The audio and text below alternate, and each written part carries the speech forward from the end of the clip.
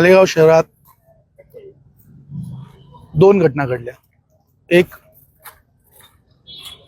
Doctor Dange आणि त्यांची team यांनी अल्पवयीन मुलीची प्रसूती केली आणि त्या प्रसूतीत जे काही बाळ जन्माला आलं, बेकायदेशीररित्या ती प्रसूती केली, त्याची माहिती कुठल्याही प्रशासकीय अधिकाऱ्याला देणं भाग होतं, ती दिली नाही।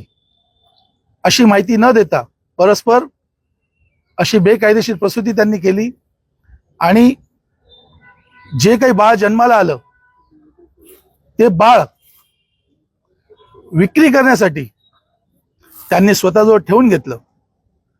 दुसरं, एक बोगस डॉक्टर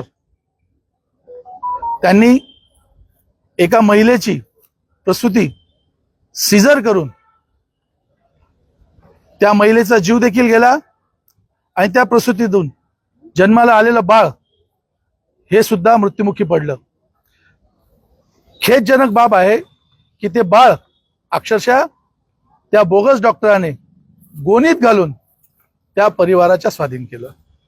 म्हणजे अतिशय संतापजनक ही गोष्ट या ठिकाणी घडलेली आहे। मग हा एवढा मोठा डॉक्टर की जो सामान्य रुग्णालयात काही काळपूर्वी आरोग्य अधिकारी म्हणून रुजू होता, अशा अधिकाऱ्याकडून अशा प्रकारचे कृत्य होतात। म्हणजे ज्या वेळेस हा अधिकारात होता त्यावेळेस असे किती प्रसूती बेकायदेशीर यांनी केल्या असतील त्याची सखोल चौकशी प्रशासनाने करावी, त्याकरता निवेदन देण्यासाठी या ठिकाणी आलो। डॉक्टर डांगे आणि मालेगाव शहरातील बोगस डॉक्टरांचा निषेध करण्यासाठी, त्यांना जोडो मारो आंदोलन करण्यासाठी या ठिकाणी आम्ही एकत्र आलो होतो।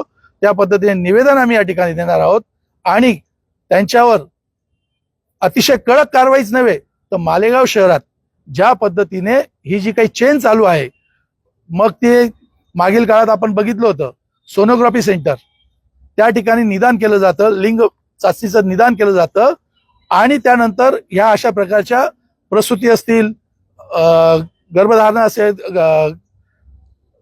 या पद्धतीचं जे कुकर्म आहे त्यानंतरच केलं जातं। मग असे जे काही सोनोग्राफी सेंटर असतील ते असतील, बोगस डॉक्टर असतील, बोगस दवाखाने असतील आणि अशा प्रकारचे डॉक्टर यांच्या हॉस्पिटल्समध्ये कोम्बिंग ऑपरेशन प्रशासनाने करावं, या मागणीसाठी सुद्धा आम्ही या ठिकाणी आलेलो आहोत।